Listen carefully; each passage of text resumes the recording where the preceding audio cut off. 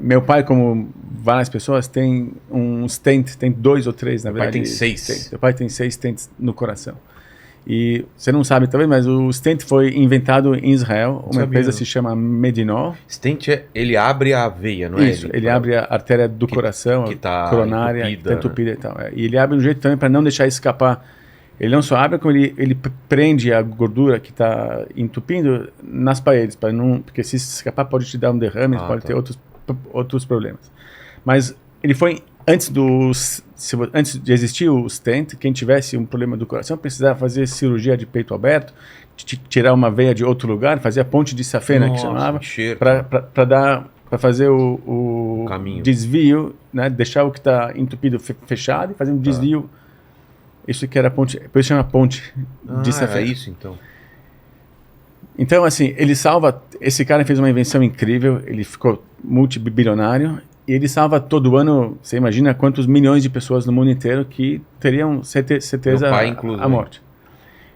Então, é um israelense que chama Kobi Richter que inventou. Ele, inclusive, era piloto na aeronáutica antes disso. Ele, na guerra de Yom Kippur, em 73, quando eu nasci.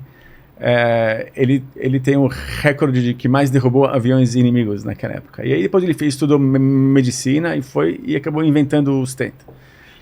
E eu estava lá em Israel com meu pai, e vinha um dos meus investidores, um cara muito famoso, um advogado americano, talvez nessa época ele está inclusive escrevendo e falando para todo lado, chama Alan Dershowitz. O Alan veio dar uma palestra, ele vem para Israel com uma certa frequência, ele veio dar uma palestra sobre um assunto de geopolítica que ele gosta muito de se envolver. Meu pai gosta do assunto, eu trouxe meu pai para ouvir ele. E aí na plateia estava o Kobi Richter, esse cara que inventou o stent. Meu pai tinha 3 stents. E ele estava na plateia porque esse advogado ajudou ele com uma ação nos Estados Unidos, ganhou $700 milhões de alguém que estava infringindo a patente do stent dele. Então ele é cliente do advogado, veio ouvir a palestra para sair jantar com ele depois. Eu falo pro meu pai, olha, o cara que inventou o stent está aí. Aí meu pai quer falar com ele e agradecer, né, falando do que a marca que ele deixou no mundo. Ele possibilitou meu pai de viver até hoje, graças a Deus, e que vive até os 120 anos também. Então acabou a palestra, eu cheguei com meu pai, me aproximei ao Kobi e a gente começou a conversar e meu pai foi agradecer. Ele falou assim, tudo bem, eu aceito o teu agradecimento e tal, mas eu acho que você não sei se você deveria me agradecer. Meu pai falou, mas como assim? Eu não estaria aqui se não fosse você. Se você não inventasse o negócio, eu não estaria aqui. Eu sei, mas vamos voltar para trás 10 anos. E 10 anos atrás eu te faço a pergunta, ele para o meu pai. Você quer viver 10 anos e morrer de uma vez? Ou você quer viver 20 anos, mas os últimos 5 vai ser um peso para você e para tua família, porque eu acabei de aumentar a tua chance de ter Alzheimer 20 vezes. Nossa. Inclusive, esses $700 milhões que o Alan ganhou, eu vou resolver o Alzheimer. É a busca dele agora. Ele está com a consciência pesada, assim, se ele resolveu um problema para a humanidade ou se ele criou um problema para a humanidade. Ele começou a falar da história dos esquimós, que com tantos anos saem da família, vão morrer sozinhos e tal. Caramba. Que é a mesma história. Tal. Então o cara, assim, você vê, ele é multibilionário, ele não precisaria fazer mais nada, nem os filhos, nem os netos, provavelmente. A motivação não é o dinheiro. A motivação é a marca que você está deixando no mundo. Ele acha que ele resolveu um problema e criou outro. Pior, talvez, ou diferente. Ele acha que nem devia agradecer ele por ter resolvido o problema dos ataques cardíacos. E ele falou isso e também tem outra coisa de que ninguém cria uma coisa do nada. Sempre pega alguma coisa e vai... ou é junção de várias tecnologias, ou alguém pegou alguma ideia e melhorou, e vai melhorando, e vai chegando em alguma coisa fantástica. E ele acha que vai resolver o Alzheimer. Ele não vai morrer tranquilo se ele não resolver o Alzheimer também. E ele acha que é possível resolver o Alzheimer. Ele acha que é mais difícil resolver o câncer do que resolver mesmo? Alzheimer. E tem o mal de Parkinson, né, que meu pai está agora também, que tem várias pesquisas também, né, para tentar estabilizar ou regredir, né? Sim, sim. A gente está falando de medicina, né? Em medicina, o que a gente... Você falou do colírio, para visão, o que está acontecendo, né? Na última vez que teve aqui o Cava, a gente falou sobre inteligência artificial na medicina, né? Que vai ajudar no diagnóstico, né? E o que mais que a gente pode esperar? Vilela tem... Desculpa. Imagina, por favor. Tem muitas tecnologias, né? Óbvio que inteligência artificial, a IA, é a mais famosa, mais charmosa, né? É o que tem maior impacto em tudo isso. Mas tem muitas tecnologias, tá? Vou te citar algumas. Impressão 3D. Né? Então você tem muito trabalho agora de fazer não só a impressão de órgãos, ainda não está funcional, mas é uma coisa que a gente já teve prova de conceito, ou seja, a gente já sabe que vai dar para fazer. Tem muitas questões ainda para serem resolvidas, mas é uma questão de tempo. 5 anos, 10 anos, 15 anos, 20 anos, não importa. Que material? Fazer órgão com como? Com o teu DNA eu consigo fazer os materiais de cada órgão. Então o coração ele tem alguns tipos, né, tem lá músculo, carne, veia, né, eles têm alguns tipos de... O seu rim tem outros tipos de tecido, de célula. Então você consegue fazer a coleta da célula do Vilela e aí você vai multiplicar essas células, que é um processo que a gente já conhece há muito tempo, que a gente usa para vacina e tudo. Nessa multiplicação eu consigo dizer, essa célula vai virar isso, essa aqui vai virar gordura, essa aqui vai virar... Entendi. E aí você consegue com a impressão 3D fazer o desenho, enfim. Então esse é um processo que a gente já consegue fazer, mas ainda tem muitos desafios. Então não é funcional, talvez eu e você, a gente não consiga ainda ter acesso a isso em vida, mas o teu filho vai ter acesso. Vai ter sim.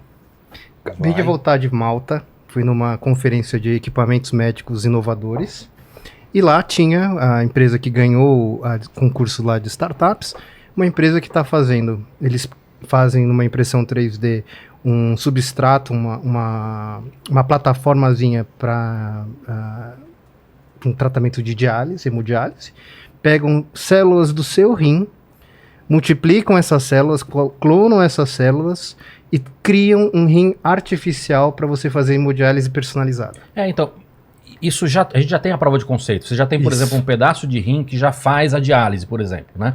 Agora, a gente tem ainda muitos desafios. Então, se você falar com os maiores especialistas, alguns vão dizer que isso vai demorar 5 anos, alguns vão dizer que vai demorar 20 anos. A gente não sabe ainda com esse tempo.